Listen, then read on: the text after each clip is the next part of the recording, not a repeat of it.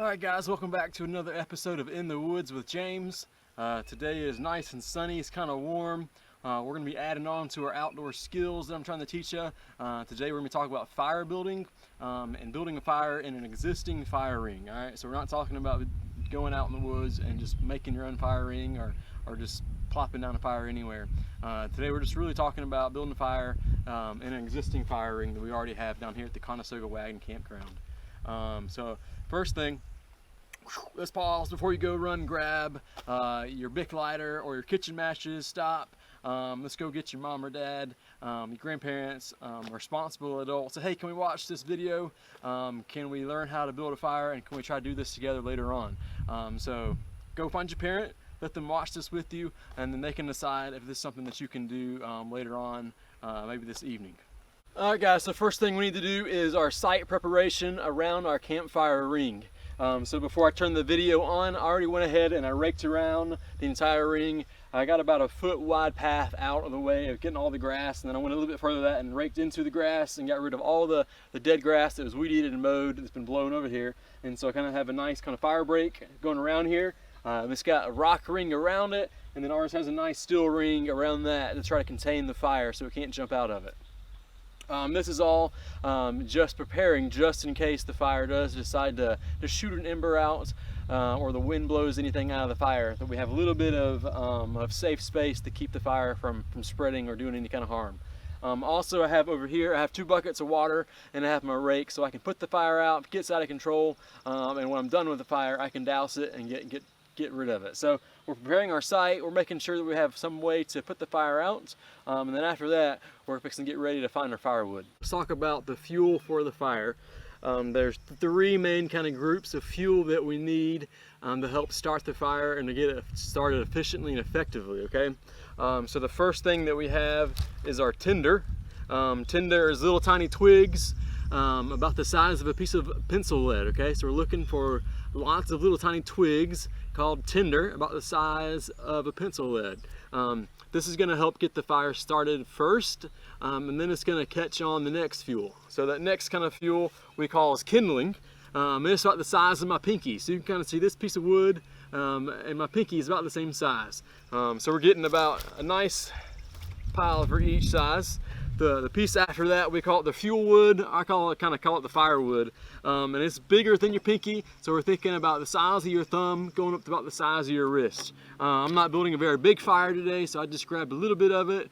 I just wanted to be able to show you an example of it. So we have tinder, which is the small stuff about the size of pencil lead. We have kindling, about the size of your pinky. And then we have kind of fuel wood, which is about the size of your thumb, getting a little bigger than that. We can add a little something that we call forest litter and duff. It kind of looks like a bird's nest, but this is just grass, leaves that I've kind of picked up. It's all dry stuff. It's going to help us catch this little smaller stuff on fire. So we could use this to get started first, and then we're going to light this, add on more stuff, and add on top of that. So the next thing we're going to talk about is the different types of fires. I'm going to show you kind of 2 main ways to stack your wood. Okay, so one way is called the teepee, and the other way is called the log cabin. They kind of sound and look exactly what they sound like. So the teepee is going to get stacked up kind of like a teepee, and the log cabin is going to look like a log cabin block stacked on top of each other. I don't know if you can see through the trees, but there's a hawk getting harassed by a crow. They are sworn enemies, and the crow will harass a hawk all day long. For some reason, the hawk puts up with it. Alright, so the first one that we're going to do, I'm going to just build it, and I'm not going to light it. I like the last one. I'm going to build the log cabin fire. The log cabin is usually my go-to fire. I just like how it looks, and when it's burning, it looks really cool.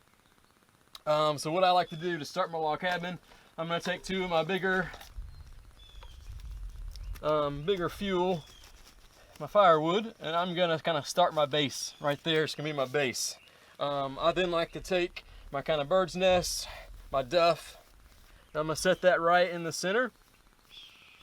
And then I'm going to take some smaller kindling, and I'm going to put that kind of right in the center as well. and I'm just gonna start making my log cabin. So I'm gonna take a couple more pieces of firewood. I'm gonna stack it a little bit closer in. I'm gonna start taking some kindling.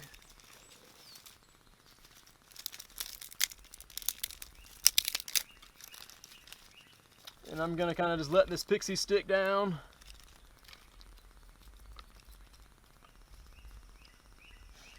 I'm gonna take some more firewood. And I'm gonna continue to make my fire bigger.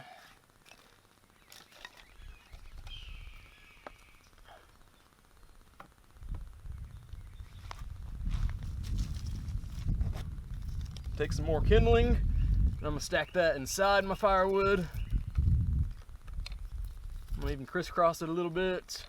Take some more kindling and tinder. I'm gonna break this tinder up so it's even smaller. I'm gonna take some more firewood. I'm gonna stack that on top of that.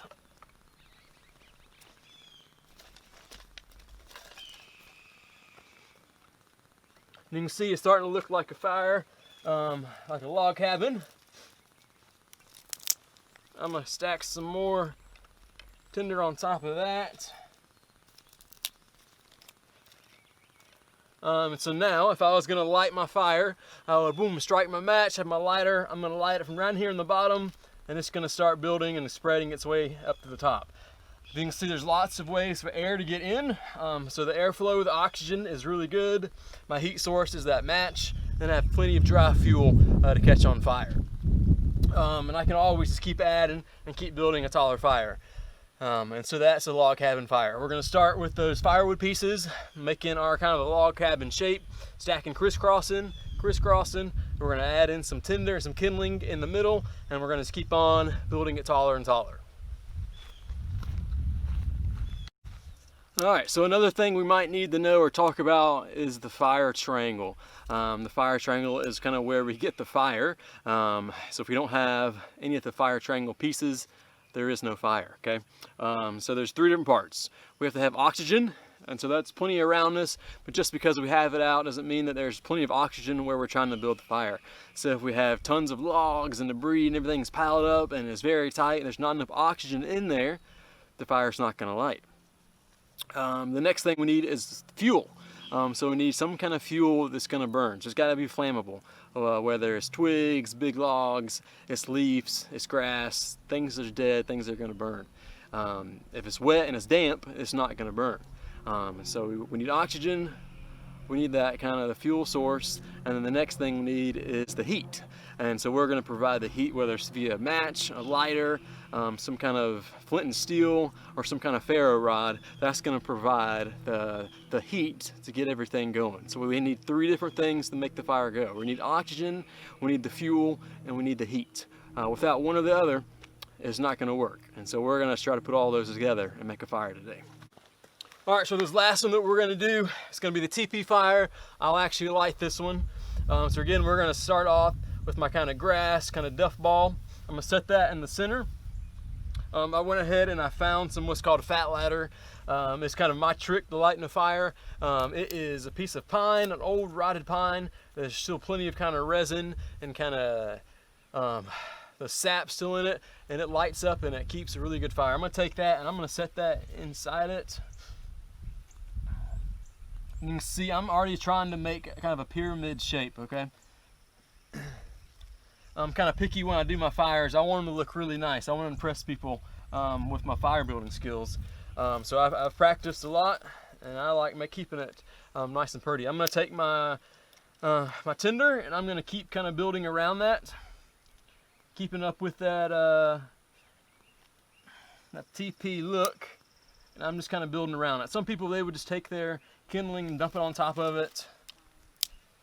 If I'm going to take the time to build the fire, to enjoy it, I want it to start right and I want it to look really, really good. So I'm still adding some tinder to it, little tiny sticks. Remember, those are kind of pencil, and I'm adding a little bigger stuff to it just to add a little bit of structure.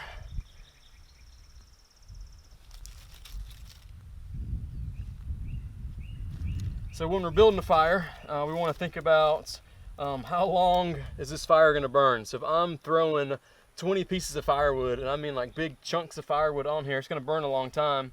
But if all I need it for is just to warm my hands up, then I'm not gonna build a very big fire, because it doesn't take that much. And so I'm adding on bigger pieces of wood. I might even come and make, let's see if I have a good one, make it a little bit bigger here. Stick a piece in, I'll stick them into the dirt so it keeps growing bigger. And I'm gonna keep crisscross on top of that. Now you can really see the teepee starting to take shape.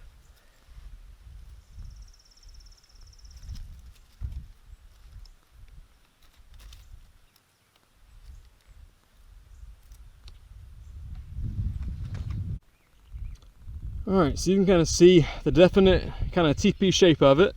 Again, in the very inside, I have my duff kind of grass dried up litter. Then on top of that, I build my tinder, building that teepee up. After that, I add on kindling, and after that, I add on kind of the fuel wood that's about the size of my thumb, or a little bigger than that. So I'm gonna set the camera back down at an angle you can kind of see me light it. I'm gonna use a piece of one match. I like to show off more and try to light it with one match, a piece of flint and steel.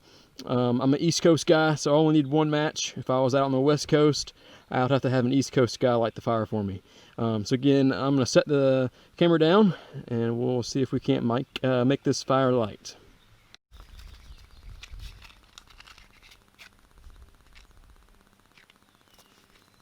All right, so I've got my one match.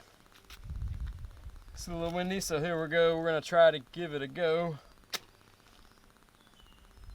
What I like to do is light a piece of fat lighter. It's gonna act like a torch, and I don't have to rely on one match anymore. So now I have my fat lighter lit.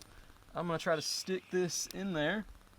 My fat lighter is gonna light the rest of my fat lighter on fire.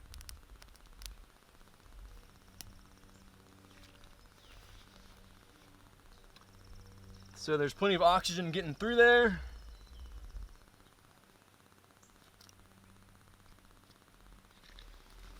You can see the fire down in there, I hope.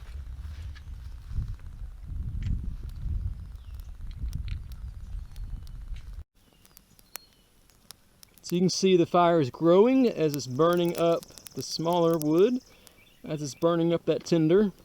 That tinder catches on the kindling, and then the kindling catches up the fuel or the fire. So you can see it down inside it, the tinder is catching on fire.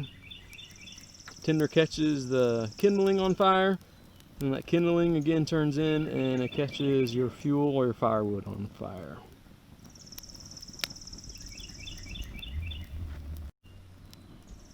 So this is the teepee fire. So the teepee in the log cabin, simple, easy to make. You can see I did it with one match.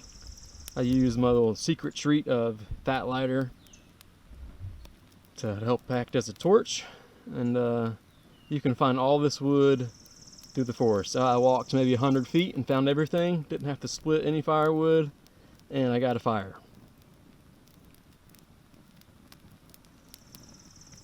So now that I have this fire going is when I would add a little bit more wood to it, or bigger wood, and that would catch on the rest of it.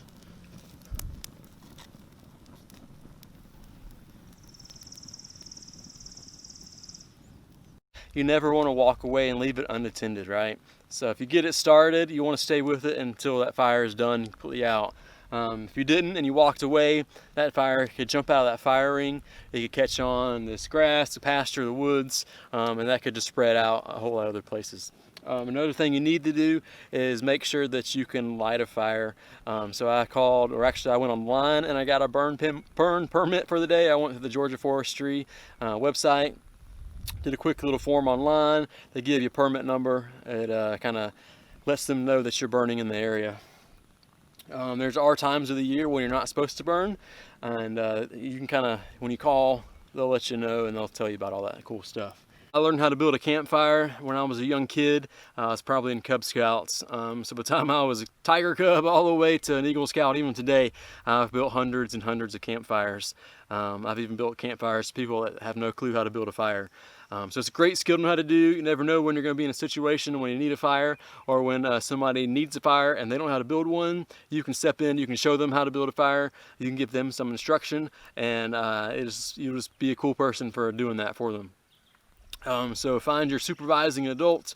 Make sure you have a good place like we do where you can build a fire and practice your skills. You never know when you're going to need them. And all right, so it's time to put the fire out. I've got my bucket of water. I'm not going to dump the whole bucket on there all at once. I'm going to take it little by little, and I'm going to start kind of pouring from the edges and working my way into the center. And then I'll just kind of keep on dousing the fire out. So I'm not just dumping all the water on at once. I'm just kind of slowly, gradually putting water onto it.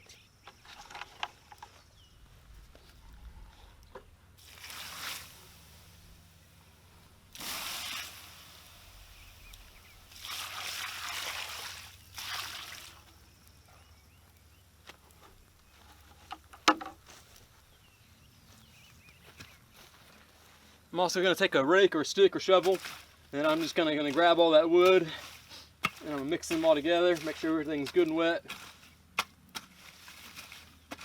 Put some more water on it.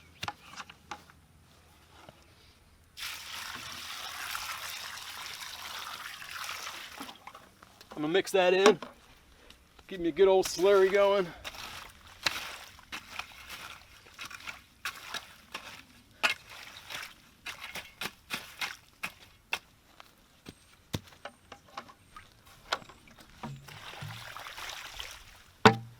Just because I have a second bucket, I'm going to go ahead and mix that other bucket on top of it, and we'll know that we have a good fire that is completely out.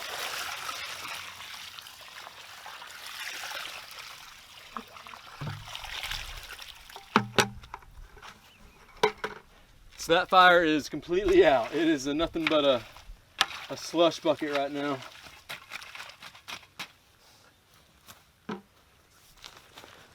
So that's all there is to it, guys.